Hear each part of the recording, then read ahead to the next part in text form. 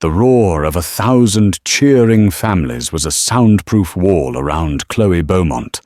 From the polished chrome of her wheelchair, she watched a sea of navy blue caps get tossed into the air, a constellation of fleeting dreams against the summer sky. Her own cap sat untouched in her lap. At her own university graduation, surrounded by the best and brightest, the daughter of one of the city's most powerful CEOs, was utterly devastatingly alone. Her mother, a titan of industry, watched from the VIP section, a chasm of unspoken words between them. But then through the crowd, a man in a faded polo shirt holding a young boy's hand started walking towards her. He wasn't a reporter or a dignitary. He was just a single dad. And he was about to change everything. The grounds of Northwood University were a symphony of celebration. Laughter bubbled up like champagne. Parents hugged their graduating children with tearful pride, and the air buzzed with the electric promise of the future. For most, it was a pinnacle moment, a triumphant end to a long, arduous journey. For Chloe Beaumont, it felt like standing on that pinnacle with her feet shackled to the ground. Her wheelchair was parked on a small, designated patch of concrete just off the main lawn, a space that was supposed to be for convenience, but felt more like a quarantine zone.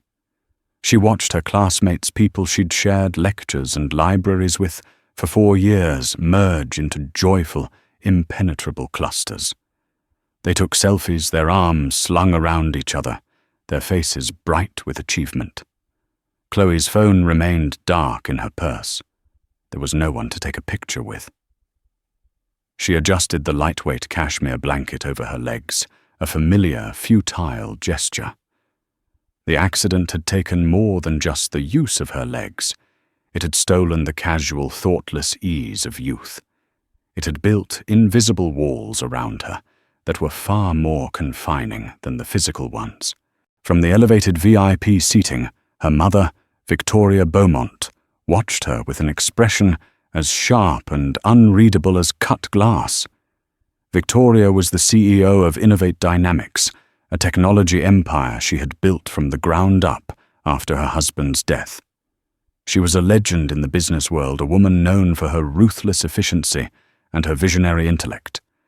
She wore a tailored cream-colored suit that cost more than the first car of any graduate on the field.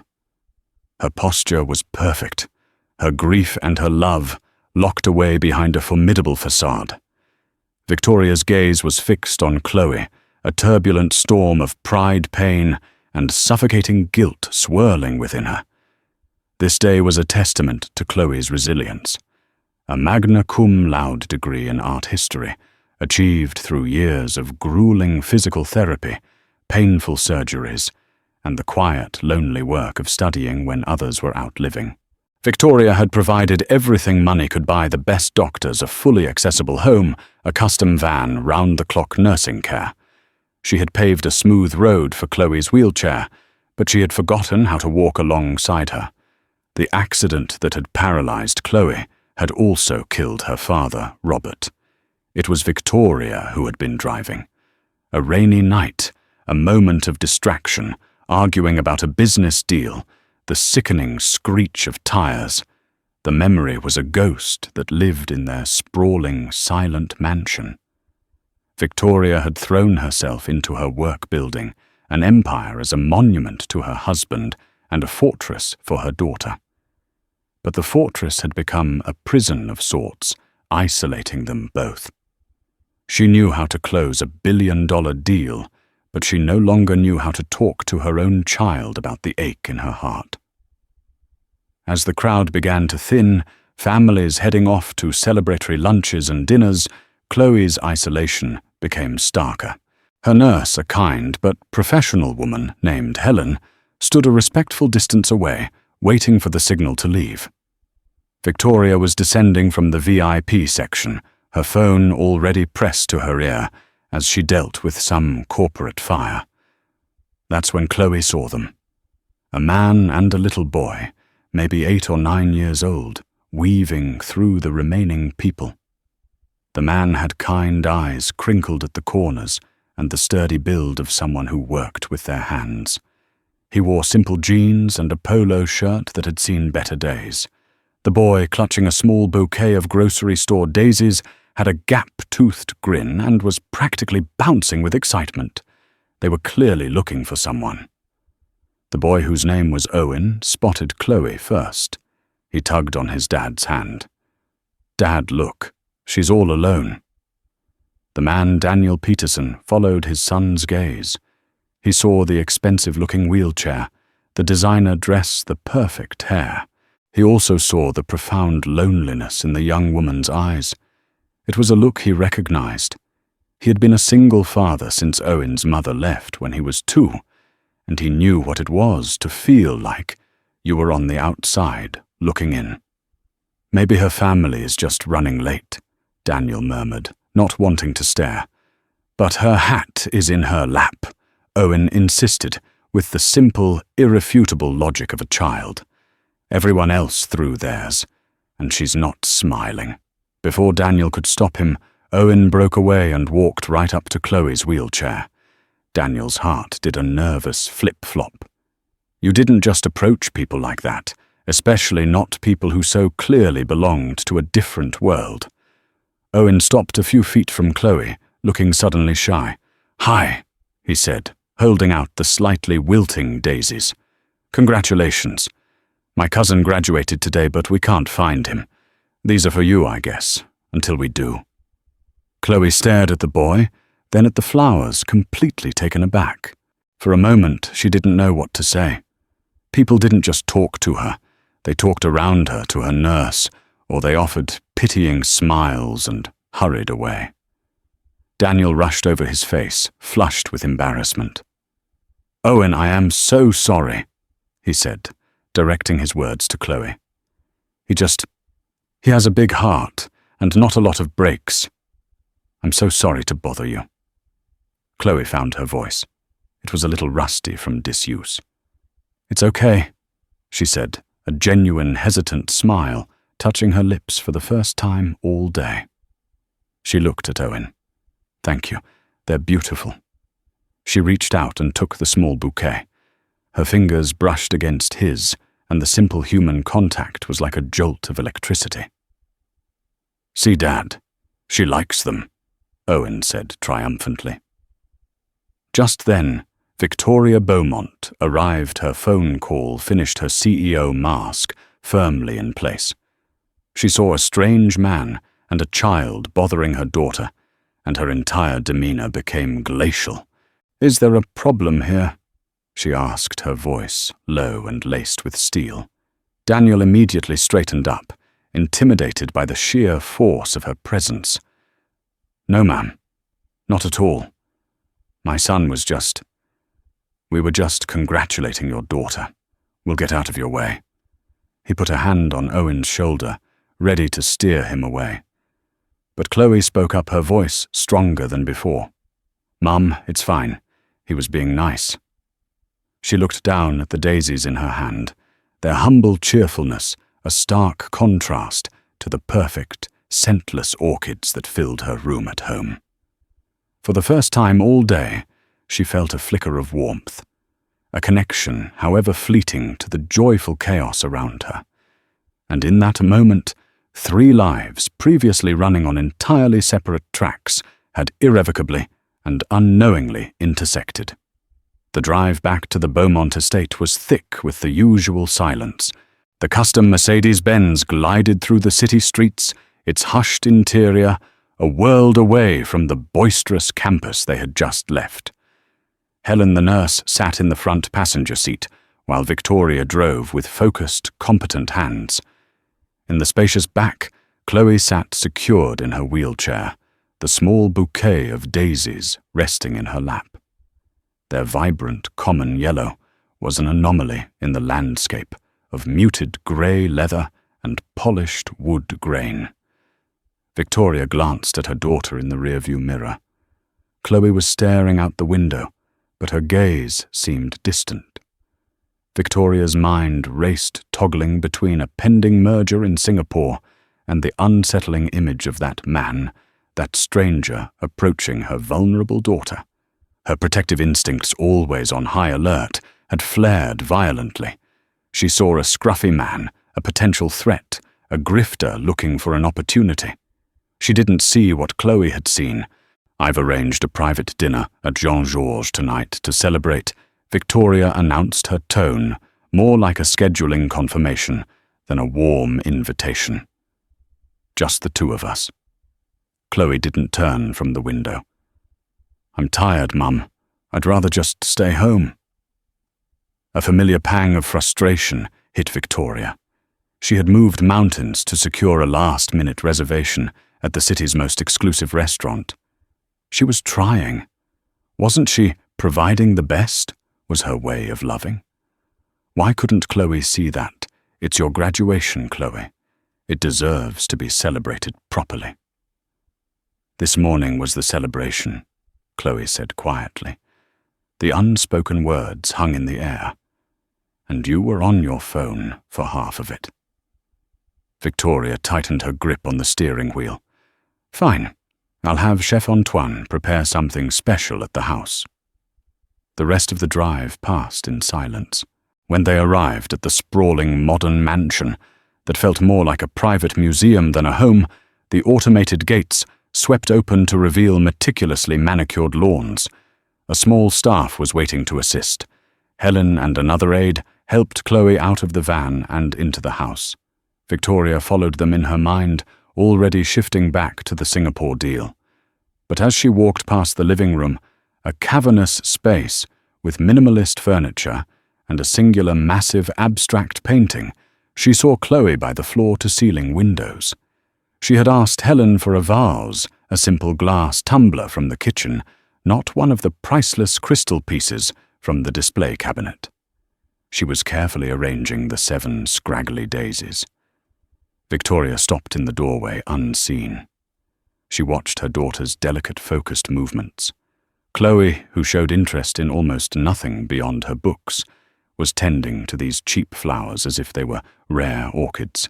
Later that evening, after a tense and largely silent dinner, Chloe was in her room. Victoria knocked softly on the open door. "Chloe." Chloe was at her desk, her laptop open. The daisies sat in their tumbler on her bedside table, a small stubborn spot of colour in the immaculately designed, sterile room. "The man from this morning," Victoria began, choosing her words carefully, "and his boy. It was inappropriate for them to approach you like that." Chloe finally looked at her mother, her expression guarded. "They were just being kind. The boy's name is Owen. Kindness from strangers is often a mask for something else," Victoria said, the hard-won cynicism of her world colouring her words. "People see our name. They see an opportunity." A flash of anger, rare and startling, lit Chloe's eyes. "Or maybe they just see a person, Mum. A person who looked lonely. Maybe they were just being human." The accusation stung more than Victoria would ever admit. "I just want you to be safe." "I know," Chloe said, her voice softening, the anger receding into her usual quiet resignation. "He said his name was Daniel Peterson. He's a carpenter." She said it so simply, but the information hung in the air. A carpenter. It only confirmed Victoria's suspicions. A working-class man, probably struggling seeing the Beaumont name as a lottery ticket. "How do you know that?" Victoria asked, her voice sharp. "I asked him," Chloe replied, turning back to her computer. "While you were on your phone." The conversation was over. Chloe had retreated back behind her walls, but Victoria couldn't let it go. She was unsettled not just by the man, but by Chloe's reaction. It was the most animated she had seen her daughter in months. That night, Victoria did something she hadn't done in years. She used her company's formidable resources for a personal matter. She didn't launch a full-scale private investigation, not yet. She just asked her head of security, a discreet man named Peterson, to run a simple public records search on one Daniel Peterson, carpenter. She told herself it was just for due diligence, for safety. The report came back the next morning. It was disappointingly normal. Daniel Peterson, tattoo owner of a small independent contracting business, Peterson Woodcrafts. He lived in a modest suburb 2 towns over. No criminal record. A clean driving history. Divorced. Sole custody of his son, Owen, age 8. The only red flag, if you could even call it that, was a business loan he was still paying off and a credit score that was decent, but not stellar. He was by all accounts an ordinary, hard-working, single father. Victoria stared at the file, feeling a strange mix of relief and unease. There was no scam, no hidden agenda. Which meant Chloe was right. It had just been a simple act of human kindness. The thought was so foreign in Victoria's transactional world that it felt like a language she didn't speak. A few days later, Chloe was unusually quiet. She had barely touched her food and spent most of her time in her room. Helen pulled Victoria aside one afternoon. "She's been asking about the boy," Helen said gently. "Owen. She asked if there was any way to thank him for the flowers." Victoria's first instinct was to say no, to shut it down. It was a risk, an unknown variable in the carefully controlled equation of Chloe's life. But then she pictured Chloe's face at the graduation, the flicker of a genuine smile. She thought of her daughter's accusation. Maybe they just see a person. Mom. Perhaps for once, she needed to stop mitigating risk and take a chance. Victoria was a woman of action. If she was going to do this, she would do it on her terms in a controlled environment. She looked at the report on her desk. Peterson Woodcrafts. An idea audacious and a little manipulative began to form in her mind. Their estate had a large stone patio that was beautiful but utterly impractical for a wheelchair. For years she had meant to have a series of elegant, accessible ramps and a raised garden bed built. She picked up her phone and dialed the number for Peterson Woodcrafts. She would create a reason for Daniel Peterson to be in their lives, a business transaction that she understood, that she could control.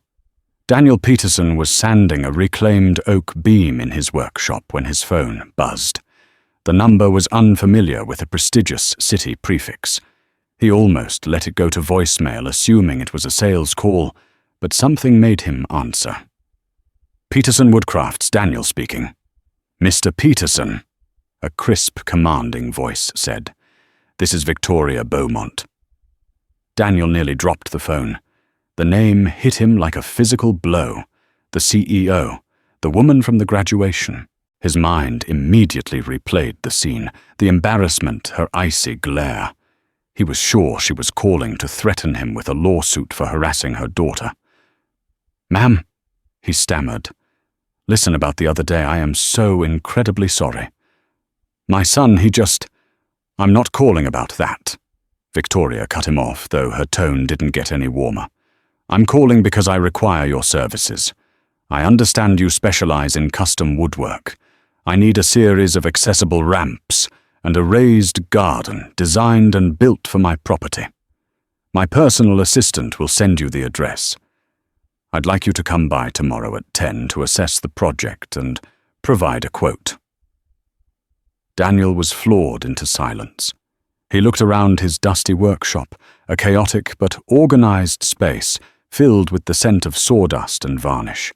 It was his sanctuary, but it was a world away from what he imagined a Beaumont property to be. He built kitchen cabinets, bookshelves and decks for middle-class families. This was a different league entirely. "Mr. Peterson, are you there?" "Yes, ma'am, I'm here," he said, shaking his head to clear it. "Tomorrow at 10. I'll be there." The next day, as Daniel pulled his slightly beat-up work truck up to the Beaumont estate, he felt like he had taken a wrong turn into a different dimension. The gates were imposing works of art, the driveway was longer than the entire street he lived on. He parked where the assistant instructed, next to a fleet of luxury cars in a garage that was bigger than his house. Victoria met him on the back patio, dressed in sharp trousers and a silk blouse, looking every bit the corporate powerhouse. She was professional direct and treated him with a cool politeness that felt like a force field. She walked him through her vision for the project, pointing out angles and materials using architectural terms with fluent ease. There was no mention of the graduation, no mention of Chloe. This was strictly business. Daniel in his element, talking about wood and joinery and weight distribution, slowly regained his confidence.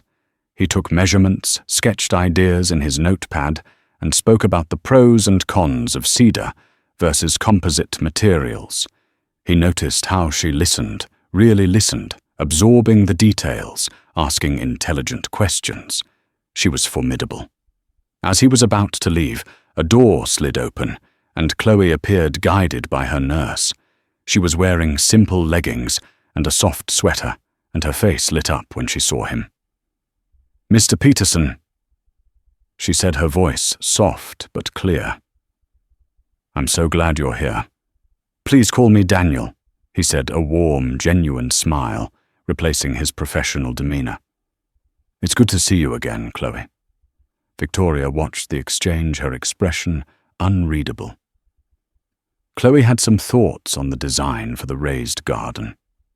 She stated making it sound like a line item on a project brief. Chloe navigated her wheelchair over to Daniel's side. "I was hoping it could be built at a height I could work at," she said, a hint of shy excitement in her voice. "I used to love gardening with my dad." The mention of her father hung in the air for a moment. Daniel saw a flicker of pain in Victoria's eyes before it was extinguished. "Of course," Daniel said, kneeling down to be at her eye level, a gesture of respect that was so natural he didn't even think about it. "We can design it exactly to the height of your chair, with space underneath so you can get right up to it. We can even put in a built-in irrigation system to make watering easier." For the next 10 minutes, Daniel and Chloe talked about the garden. He didn't talk down to her or treat her with kid gloves. He treated her like the client, asking her what kind of flowers she liked, whether she preferred herbs or vegetables, and sketching out her ideas. Victoria stood back and observed. She saw her daughter engaged, expressive and happy in a way she hadn't been in years. She saw a man who treated Chloe not as a fragile object of pity, but as a person with ideas and desires. It was both a relief and a stab to the heart. Why could this stranger connect with her daughter so easily when she couldn't? Daniel got the job. He started work the following week. He insisted on working alone, saying he preferred to handle his custom projects personally. The first few days, Victoria kept her distance, observing him from her home office window. He was a meticulous craftsman, his movements efficient and precise. Owen started coming with him after school. Daniel had cleared it with Victoria's assistant, explaining that he was a single dat and his after-school care was limited. Victoria agreed with the stipulation that Owen was to stay in the work area. But that rule was broken on the second day. Chloe, who had been watching from her window, came out to the patio. Soon, Owen, a bundle of relentless energy and curiosity, was showing her a video game on his tablet. Chloe, an avid reader who usually disdained screens, was laughing at his commentary. Their friendship blossomed with incredible speed. Owen was completely unfazed by the wheelchair. To him it was just a different kind of chair. He'd sit on the footrest and tell her about his day, his friends, his latest scheme to build a rocket in his backyard. Chloe in turn would help him with his reading homework, patiently sounding out difficult words. Daniel and Victoria maintained their professional distance. They had brief, polite conversations about the project's progress. But Victoria found herself watching him more and more. She watched him with his son, the easy affection the patient way he answered a million questions, the firm but gentle hand on his shoulder.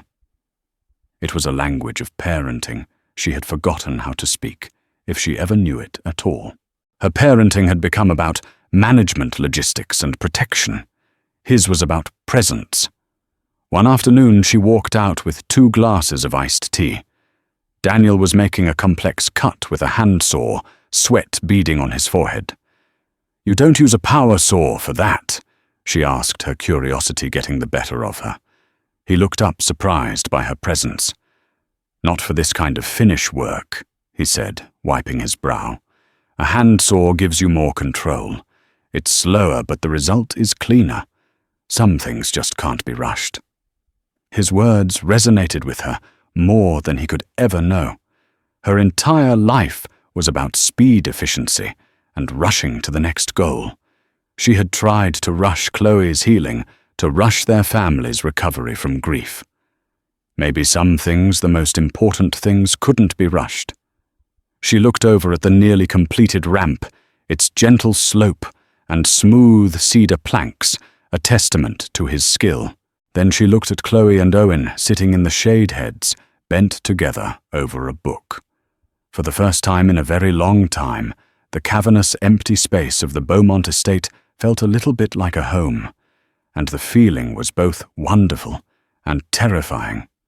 As the weeks passed, Daniel Peterson became a quiet, steady fixture at the Beaumont estate.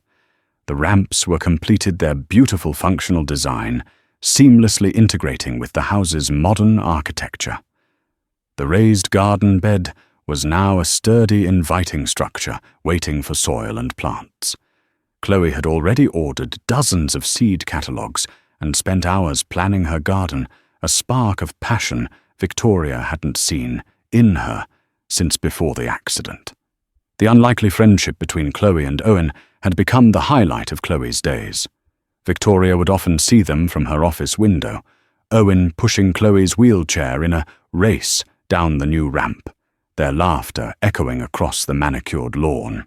The sound was a balm to Victoria's soul, but it also pricked at her conscience. She was the one who was supposed to be making her daughter laugh. A fragile truce had formed between Victoria and Daniel. Their conversations were still mostly about the project, but the icy formality had thawed slightly. She found herself asking about his business, and he in turn asked about Chloe's art history studies. They were 2 single parents from vastly different worlds orbiting the quiet sun of their children's happiness. But a storm was gathering on the horizon, and its name was Geoffrey Beaumont. Geoffrey was Victoria's brother-in-law, her late husband, Robert's younger brother. He held a senior position at Innovate Dynamics, a role he'd been given out of family obligation rather than merit. He was charming on the surface, but underneath lay a deep-seated resentment. He believed that he, a Beaumont by blood, should have been given control of the company after Robert's death, not Victoria. He viewed her success as a personal affront, a theft of his birthright. Geoffrey made it a point to come for dinner once a month, a tradition Victoria tolerated for the sake of family harmony. During one of these dinners he saw Daniel packing up his tools for the day with Owen trailing behind him. "Who's the handyman?" Geoffrey asked, a slight sneer in his voice as he swirled the expensive wine in his glass. "He's a contractor, Geoffrey. He built the new ramps for Chloe," Victoria replied coolly. "He seems to have made himself quite at home," Geoffrey observed, watching, as Chloe waved goodbye to Daniel and Owen from the patio. "And Chloe seems quite taken with him, and his son. They've become friends," Victoria said, a defensive edge to her tone. Geoffrey's eyes narrowed. He saw a threat, but also an opportunity. An unvetted working-class man ingratiating himself with his emotionally vulnerable niece and his powerful widowed sister-in-law. It was the perfect leverage. "I'm just concerned, Victoria," he said, his voice a mask of faux sincerity. "A woman in your position, a girl in Chloe's, you can't be too careful. People like that, they can be opportunistic. You don't really know anything about him, do you? His words were a poisoned dart aimed directly at Victoria's deepest fears. She had already done a background check, of course, but Geoffrey's insinuation reignited her dormant anxiety. I know he's a good craftsman and a kind father.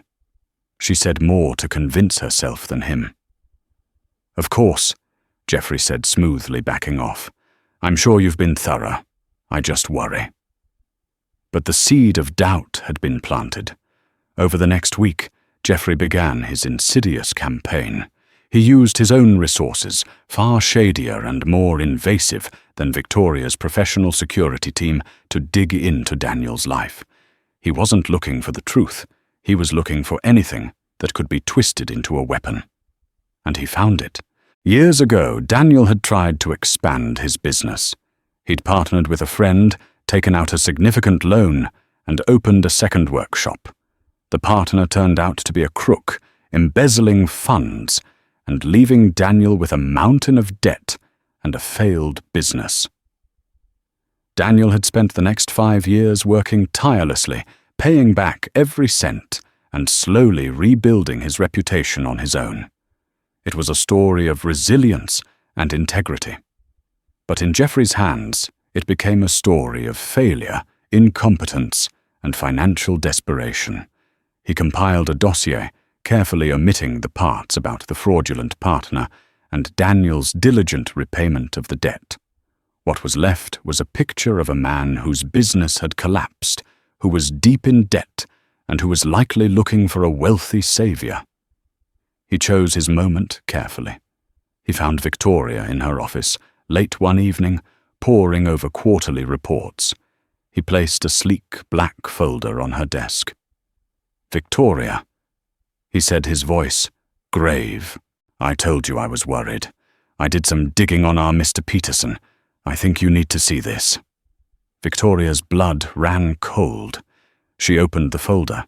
Inside were documents, the dissolution of Daniel's former business bank statements, showing the massive loan, a credit report, highlighting the years of bad debt. It was a brutally effective, curated selection of half-truths. "His last business went bankrupt," Geoffrey said, narrating the lie. "He was left with nothing.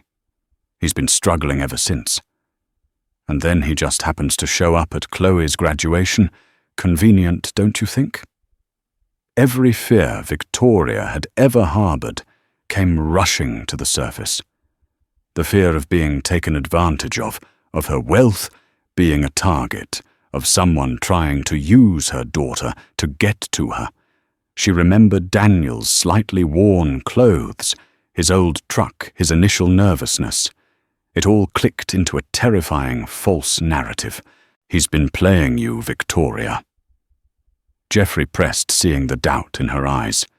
"He's using his son to get to Chloe, and using Chloe to get to you and the Beaumont fortune. It's a classic long con." The thought of someone manipulating her daughter's fragile happiness for financial gain was abhorrent. It ignited a cold, protective rage within her. The tentative trust she had started to build with Daniel shattered into a million pieces. The laughter she'd heard, the kindness she'd witnessed, it all seemed like a calculated performance now. "Thank you, Geoffrey," she said, her voice dangerously quiet as she closed the folder. "I'll handle this." He smiled, Victor's thin, cruel smile. "I knew you'd see reason. I'm just looking out for this family." As he left, Victoria sat alone in the vast silence of her office, the folder in front of her like a verdict.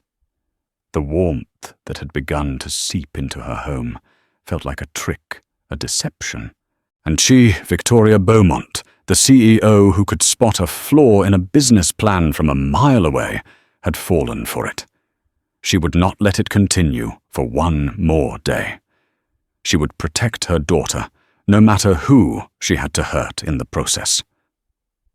The next morning, the air was crisp and clear, but a storm was brewing inside the Beaumont mansion.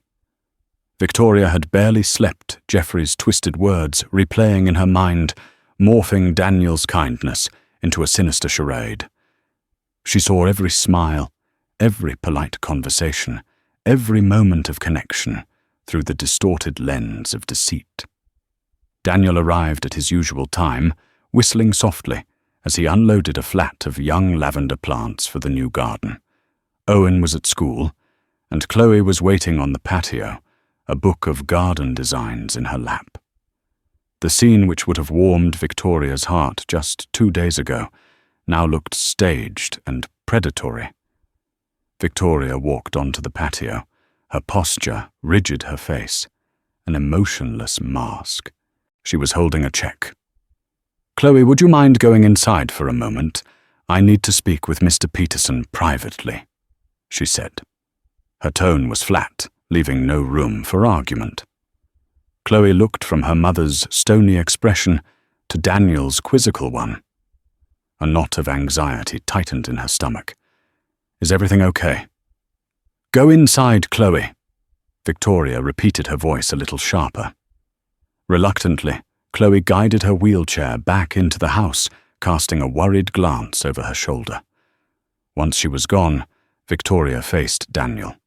The silence stretched heavy and uncomfortable. Daniel finally broke it. "Is there a problem with the work, Miss Beaumont?" "The work is fine," she said, her voice like ice. "This, however, is not." She extended the check towards him. "This is a payment for the remainder of your contract, plus a generous bonus for your time. Your services are no longer required." Daniel stared at the check, then at her face, utterly bewildered. I don't understand. We were supposed to plant the garden today. Chloe was so excited." "Chloe will be fine," Victoria snapped. "I think you've spent quite enough time with my daughter." The penny dropped. This wasn't about the work. This was personal. "What is this about?" Daniel asked, his voice low, a hint of a tremor from shock and a rising sense of indignation. Victoria's control finally slipped, and the cold fury she'd been nursing all night spilled out. "I know about your failed business, Mr. Peterson. I know about your debts. Do you take me for a fool? Did you think I wouldn't find out?" Daniel's face went pale, then flushed with a deep, angry red. He felt exposed, violated. "My past business has nothing to do with this.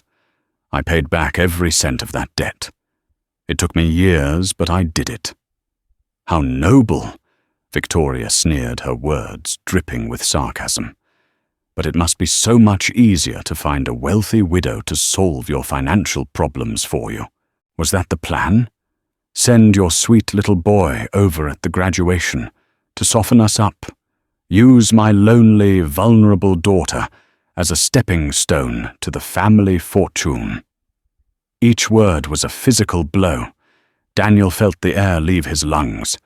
The accusation was so monstrous, so far from the truth that he couldn't even formulate a defense at first.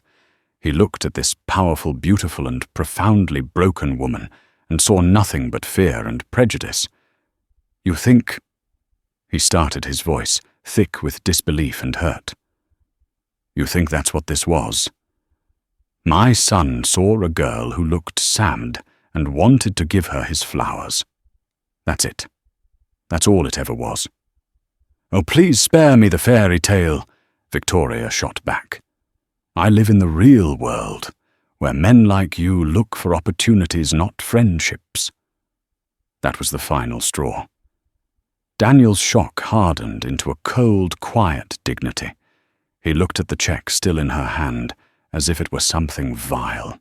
"You can keep your money," he said, his voice steady, despite the rage churning inside him. "I'll send you a final invoice for the hours I've worked, nothing more." He turned and began packing his tools, his movements sharp and precise. Every clank of metal on metal was an exclamation point to the end of their fragile connection. "I thought you were starting to see me, Miss Beaumont," he said, his back still to her. "The real me. But you never did. You just saw a project then, a threat. You never saw a person. He paused, his hand on the handle of his toolbox. And you don't see your daughter either. You see a liability to be managed. That girl in there deserves a mother. All you're giving her is a warden. He picked up his tools and walked away without a backward glance, leaving Victoria standing on the patio, the check still in her hand, his final words echoing in the silent, sunlit air. From her window, Chloe had seen it all. She couldn't hear the words, but she saw the confrontation, her mother's rigid posture, Daniel's shocked expression, and his final resolute departure. When her mother came back inside, her face a mask of cold triumph, Chloe knew. "What did you do?" Chloe asked, her voice trembling. "I did what was necessary to protect you," Victoria said, her CEO voice in full command. "He was a fraud, Chloe. He was using you." "No," Chloe whispered, tears beginning to stream down her face. "No, he wasn't. He was my friend. Owen was my friend. They were the first people who didn't look at me and see this." She gestured angrily at her wheelchair. "They just saw me." "You're naive," Victoria said, her voice hard, trying to force her daughter to accept her version of reality. "You don't understand how the world works." "No, Mom, you don't." Chloe's voice rose to a shout, a sound so rare it made the crystal on the shelves seem to vibrate.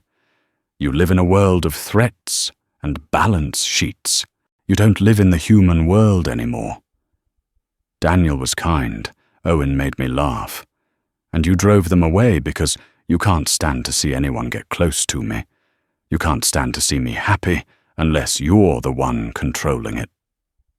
The accusation, so close to what Daniel had said, finally cracked Victoria's armor. But before she could respond, Chloe had turned her wheelchair around her movements, jerky with rage and grief.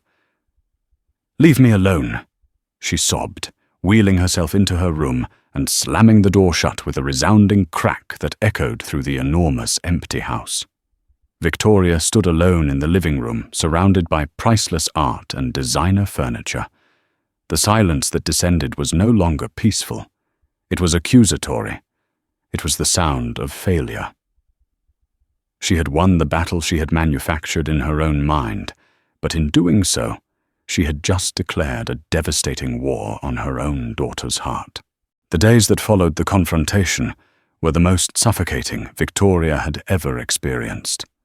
The silence in the mansion returned, but it was different now. It was a heavy, mournful silence, punctuated by the quiet sobs she sometimes heard from behind Chloe's closed door. Chloe refused to leave her room for anything other than absolute necessities. She didn't read her gardening books. They were stacked in a corner, ignored. She didn't answer her mother's questions with more than a single clipped word.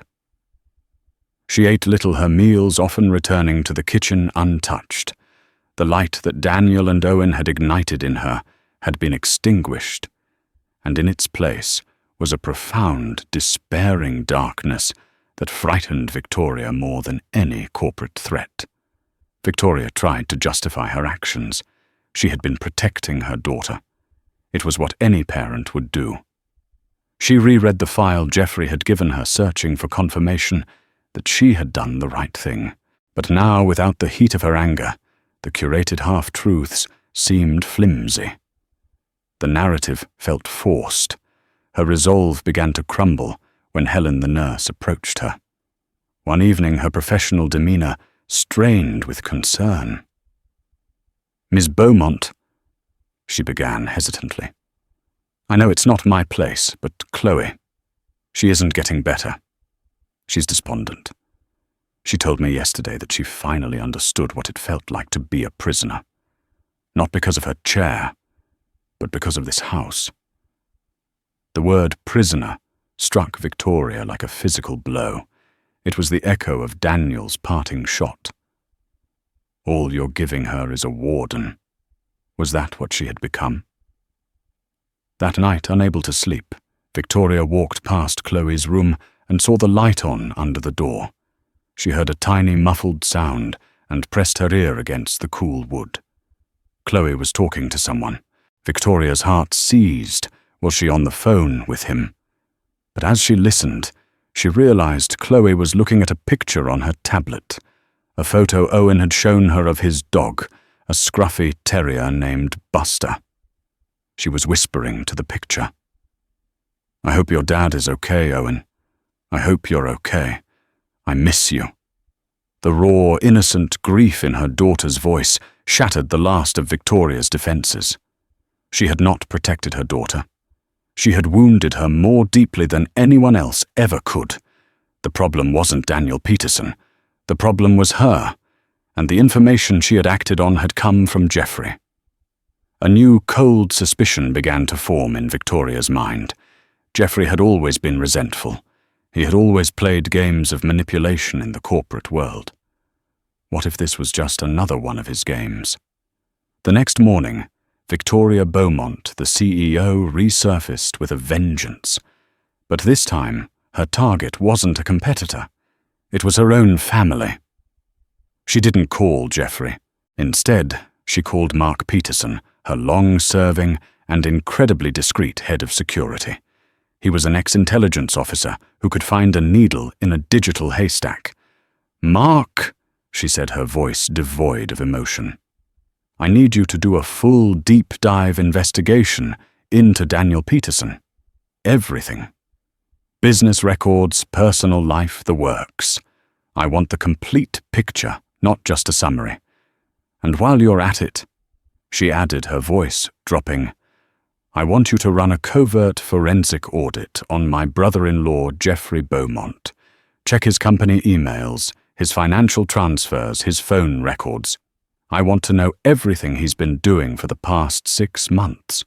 And Mark, be invisible." For the next 48 hours, Victoria ran her company on autopilot, while a storm of digital investigation churned beneath the surface. Mark's report on Daniel Peterson came first. It was delivered in a sealed, encrypted file. As Victoria read it, her heart sank with shame. It detailed the story of Daniel's first business, but this time it included the court documents proving his partner's fraud. It showed the systematic repayment of the loan with glowing letters of recommendation from the bank manager who had overseen the process, praising Daniel's integrity. It included testimonials from dozens of clients who called him an honest, hard-working craftsman. It even had a note from Owen's school principal commending his active role as a parent volunteer. He wasn't a predator. He was a good man. A man she had slandered and humiliated. The second report, the one on Jeffrey, arrived a day later. It was a bomb. Mark had uncovered a systematic campaign of sabotage. Jeffrey had been secretly communicating with a rival tech firm, leaking sensitive information about Innovate Dynamics' upcoming product launches. He had been siphoning small, untraceable amounts of money from departmental budgets into offshore accounts. Most damning of all were the emails between Jeffrey and a private investigator. They detailed the plan to dig up anything we can use on Daniel Peterson and to frame it in the worst possible light to spook Victoria and get the construction worker out of the picture. The final email sent the night before Jeffrey gave her the dossier read, "She's isolated again. Perfect. Phase 1 complete. Now we wait for her to lean on family. On me." The betrayal was so profound, so absolute, it took Victoria's breath away. Jeffrey hadn't just been trying to get rid of Daniel. He had been actively isolating her, preying on her fears, and trying to destabilize her so he could make a move to seize control of the company she and Robert had built. He had used her love for her daughter as a weapon against her. The fury that filled Victoria was cold, precise, and absolute. The grieving widow and the fearful mother were gone. In their place was the titan of industry who had crushed competitors and built an empire. Jeffrey had made a fatal error. He had forgotten who exactly he was dealing with. But before she could bring her wrath down upon him, she had to do something far more difficult. She had to face the wreckage she had created in her own home and in the life of an innocent man. She had to apologize. The drive to Daniel Peterson's house was the longest of Victoria's life. She wasn't in her chauffeured Mercedes, but in her own personal sedan, a car she rarely drove.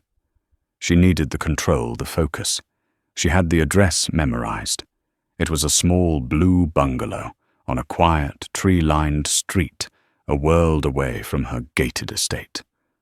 A well-used bicycle was propped against the porch railing, and a lovingly tended vegetable patch dominated the small front yard. It was the picture of a modest, happy home. It was everything her mansion was not. For a full minute, she just sat in her car, her hands gripping the steering wheel. Apologizing did not come naturally to her. In her world, an apology was an admission of weakness, a concession of leverage. But this wasn't business. This was about basic human decency. Taking a deep breath, she got out of the car. She walked up the short concrete path and knocked on the door. It felt like standing on the edge of a cliff. Daniel opened it, and his face went through a rapid series of emotions, surprise, then confusion, then a shuttered, defensive coldness. He was wearing an old t-shirt and jeans, and his hands were smudged with dirt from the garden. "Miss Beaumont," he said, his voice flat. He made no move to invite her in. "Daniel," she said his name, feeling foreign and clumsy on her tongue. "May I please have a moment of your time? It's important." He hesitated, his jaw tight. He wanted to slam the door in her face, to tell her to get off his property and out of his life. But then he saw something in her eyes he hadn't seen before. Not arrogance or suspicion, but a deep, genuine shame. He sighed and stepped back, holding the door open. "You have 5 minutes." The inside of his house was warm and lived in. A half-finished puzzle was on the coffee table, and drawings were stuck to the refrigerator with cartoon magnets. Owen was nowhere to be seen, likely in his room. Victoria stood awkwardly in the entryway, not feeling worthy of stepping further into this space. "I came here," she began, her voice unsteady, "to offer you my most profound and sincere apology. What I said to you, what I accused you of, was unforgivable." Daniel just watched her. His arms crossed his expression, unyielding. "I was given information, false, manipulated information about your past," she continued, forcing herself to meet his gaze. "And instead of trusting my own judgment, instead of trusting the man I had seen be so kind to my daughter, I let my own fears and prejudices take over. There is no excuse for my behavior. It was cruel and it was wrong." She paused, taking another shaky breath. "I read the truth about what happened with your old business. I know that you are a man of integrity and honor. An integrity I failed to show you. You were right. I didn't see you. I saw a stereotype, a threat. And I am so sorry for the pain I caused you and your son." Daniel's rigid posture softened almost imperceptibly. He had not expected this. He had expected lawyers or perhaps a revised check sent by a courier. He had not expected Victoria Beaumont, humbled and shamefaced, standing on his doorstep. "And Chloe," he asked, his voice still hard, "does she know you're here?" "No," Victoria admitted, her voice cracking slightly. She's heartbroken. Because of what I did. I destroyed her first real friendship in years. I hurt her more deeply than I think I've ever hurt anyone. I came here first because I owe you the apology, but also because I don't know how to fix what I've broken with her." The admission of helplessness, coming from this incredibly powerful woman, was what finally broke through his anger. He saw her not as a CEO but as a terrified mother who had made a terrible mistake. "She's a strong kid," he said, his voice softening. "She'll forgive you, but you have to be honest with her, all the way." At that moment, Owen appeared in the hallway holding his tablet. "Dad, the Wi-Fi's out again." He stopped dead when he saw Victoria. He looked from her to his father, his young face full of confusion and a little bit of fear. Victoria's heart ached. She knelt down just as Daniel had done with Chloe at their first meeting. "Hello, Owen," she said softly. "I'm the person who was very unfair to your dad. I made a big mistake, and I hurt his feelings, and I'm here to say that I'm sorry.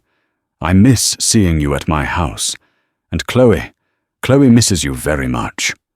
Owen looked at his dad, who gave a small, almost imperceptible nod. Owen then looked back at Victoria. "Chloe's sad."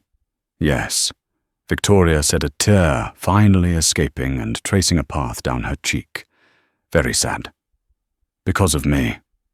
Owen walked over and with the simple, uncomplicated grace of a child patted her on the shoulder.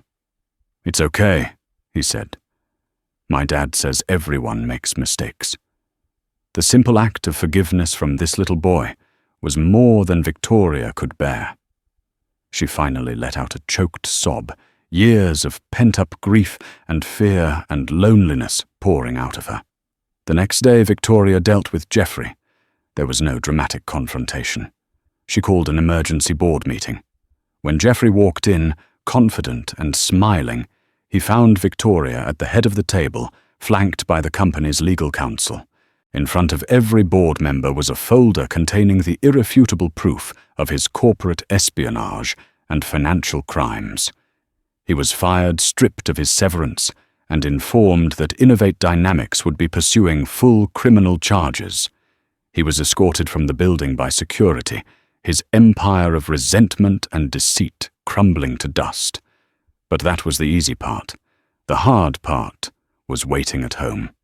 Victoria found Chloe on the patio, staring blankly at the unfinished empty garden box.